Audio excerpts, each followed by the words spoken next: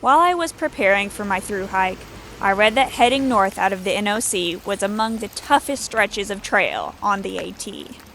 And now, I was doing it in the rain.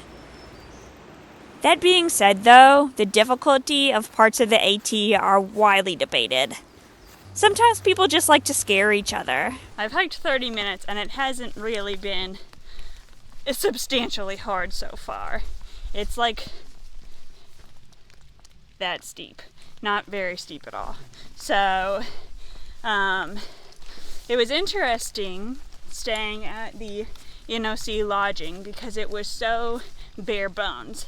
You know, if you compare it to the trail, it's nice to have a bed on a platform.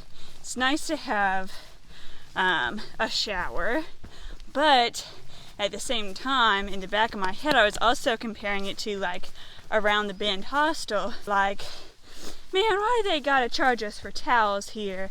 And oh man, these beds aren't that comfortable. I could imagine in the early days of the AT, staying at a place like that was pretty cool. Not having to, you know, pay to go to a motel really far off trail. But in 2023, it was also kind of like, I'm paying this much for not that fancy of accommodation. It was interesting in the town of Hiawassee, they recently started doing, to my understanding recently, started doing a free shuttle for hikers. There are snacks on this shuttle. You don't have to pay. They come at certain times. Good plan, right? The people of Hiawassee benefit because we're shopping at their grocery stores, staying in their hotels, drinking at their brewery. But then it was also like, well, all these shuttle drivers in that area, like independent shuttle drivers, are kind of losing business now because of that. And someone said the AT is an industry. You know, supporting hikers is some people's career. If you think about it, it's a target audience that, you know, it's easy to reach. You know what they want.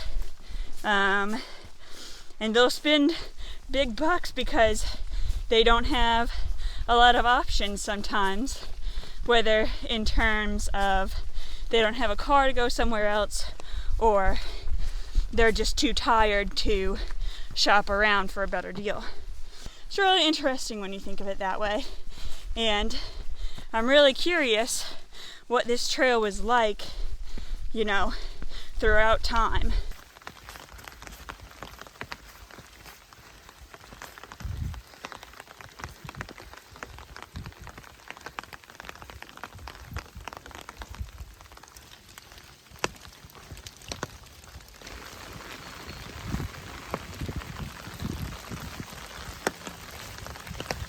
Lunchtime in the fog.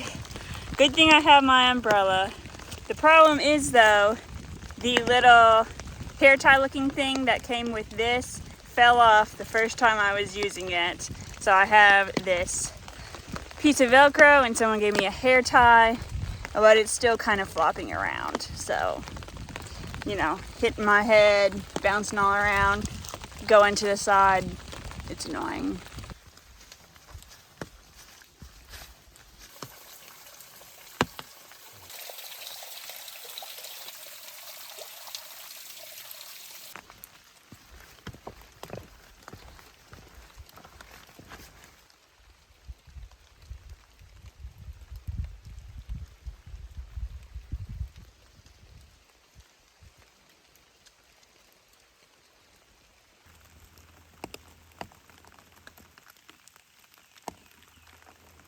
The umbrella is slowing me down a lot because I have to not run into trees and around these rhododendrons. It's really hard.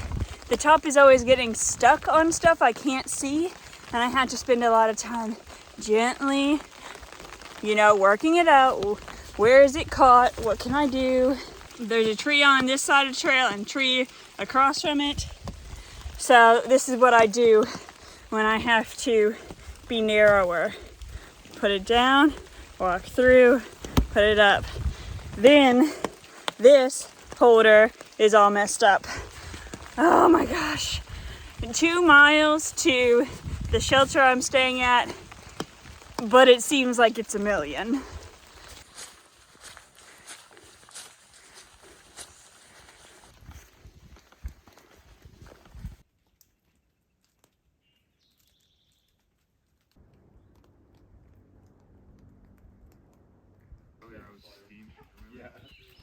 The shelter was chock full of damp hikers and our dripping gear. I set up my tent instead of crowding in, but that played a big role in what happened the next morning. But anyway, most people got there around 3, so there wasn't much to do but sit around and eat.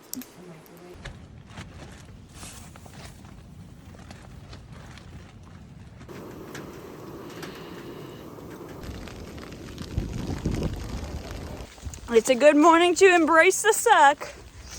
Last night, one of the stakes of my tent turned around, and because of that, the part that is like overhangs over the ground, a vestibule, if you know what I mean, a little entryway before the tent fell down.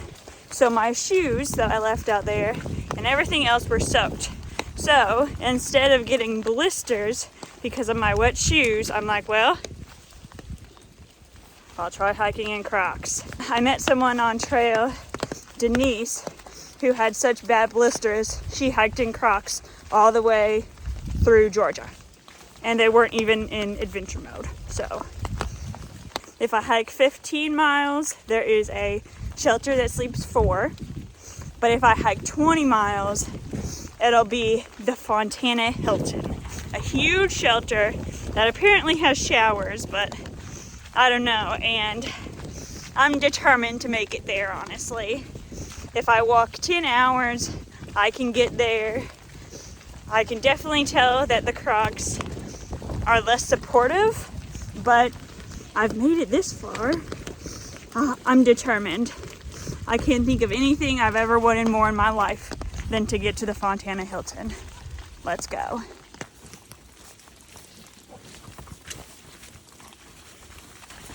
Just now I slid, because the path was muddy, I slid down a hill, not very far, like 5 feet, but it was pretty steep. Then I got stuck in a little tree. And you know, with the umbrella, with my hood up, I can't see as much. Just embracing the suck.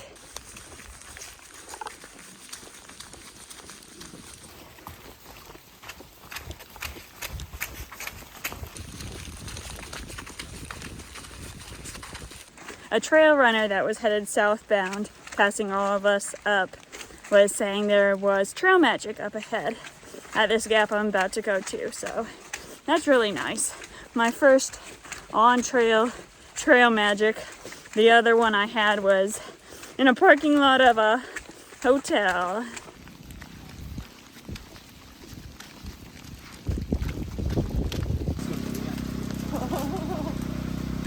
But my fingers are still so cold, they're not working. And look at this. I just can't get this coffee open. I don't know. Something with the dexterity and cold. I don't know. I'm thinking of just drinking hot water instead.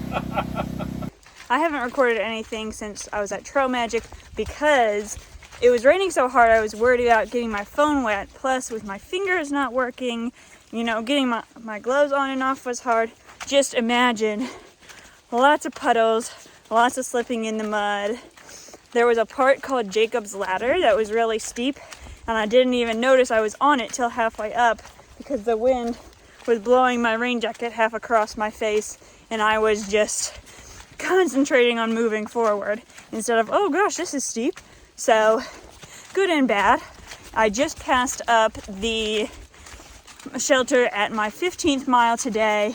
I took a break to warm up, and a really kind fellow hiker made me a warm drink. I could have stayed the night, but I can't get the thought out of my head of sleeping somewhere warm tonight. Hopefully a hotel in Fontana, if not the Fontana Dam shelter, which is the nicest shelter on the AT apparently. So just walking these last 5 miles. The Crocs are doing okay.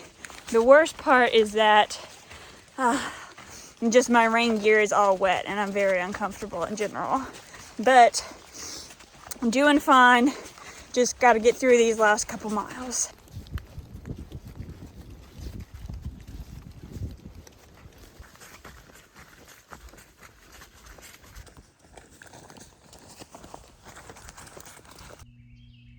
My rough plan for tonight was to stay at this really big shelter with showers and everything, but to go there, I would then, for tomorrow, I would have to come back and then use my hotel reservation I was planning.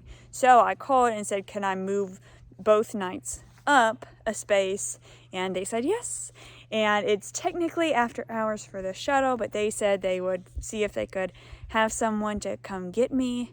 It's 7:30 now, still light out, and I'm so happy with the thought of getting in a warm shower soon.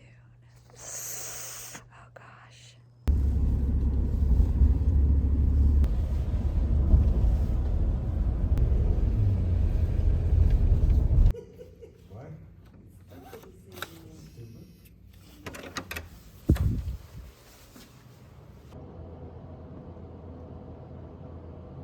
What an awesome feeling to finally be here. It's like a weight is lifted off of my shoulders. And not just because I'm not wearing a backpack anymore. It's just a relief to be here. The worst part of today wasn't walking in Crocs. They were fine. It was really like wearing Ultras, the brand of trail runners, because there wasn't really much arch support, but it was very soft. Also, stuff would get in my Crocs, but then I could easily just empty it out, put it back on. So that wasn't that bad. What was bad was my pants got a lot of water in them, and the inside of my jacket was always really wet. So I don't know. Like, is there any rain gear out there that actually keeps you dry on the inside, or is there always going to be some moisture that gets through, or maybe it's wet, you know, doesn't smell like it. It doesn't feel like I was warm enough for it, but whatever.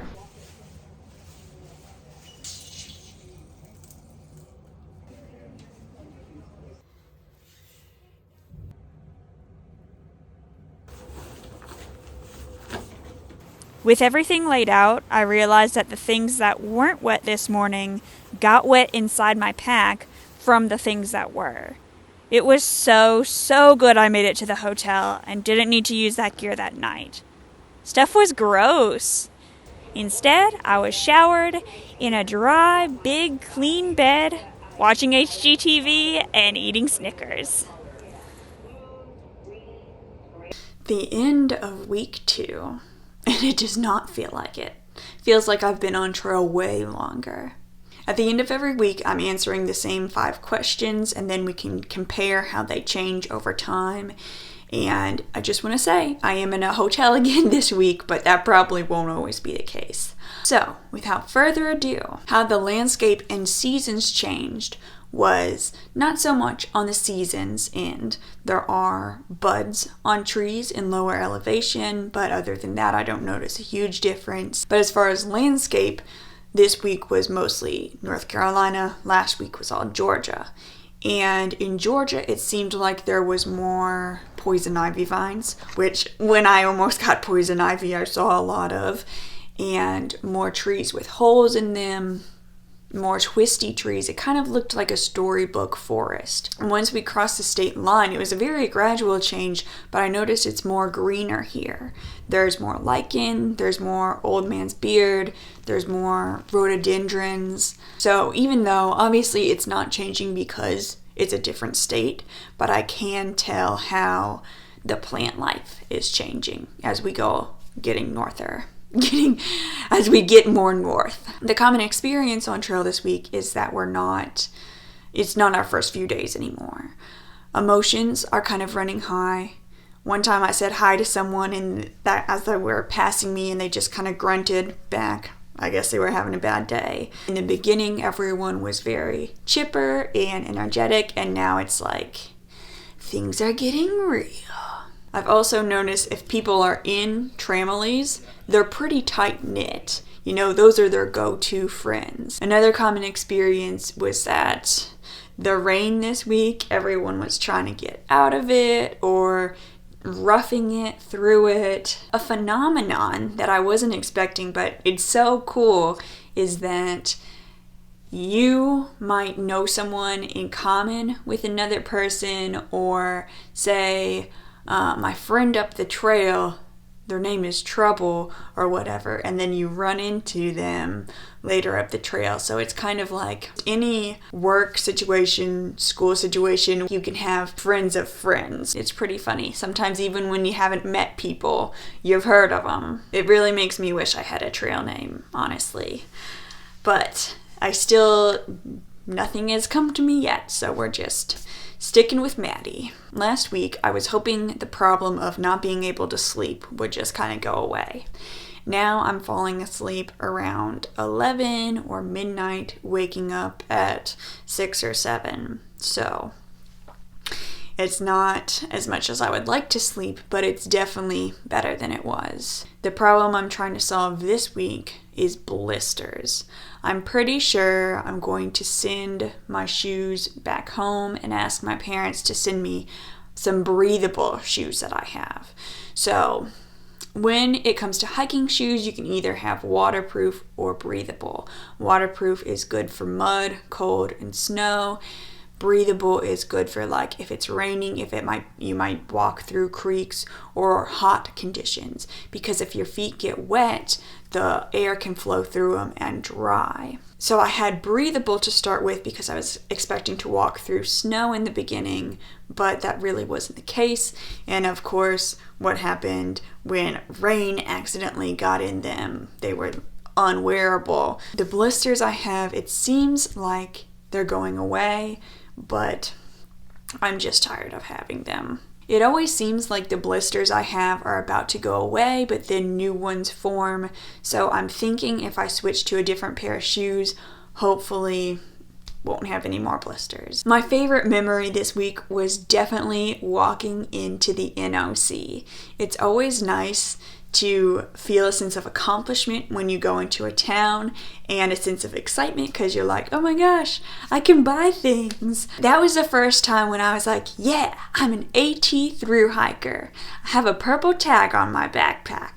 It was so cool because it's definitely an AT area. People see me with a big backpack and they know that girl is committed to something big. I was also sunny, and I bought myself a beer, put my feet up, sat by the river, unbraided my hair, and that was just such a moment of I felt like my true self, standing there in my Crocs with a beer in hand. I was like, can't get any more me than I am in this moment. As far as what did I learn this week, first, some thoughts about different types of shoes, like I said before.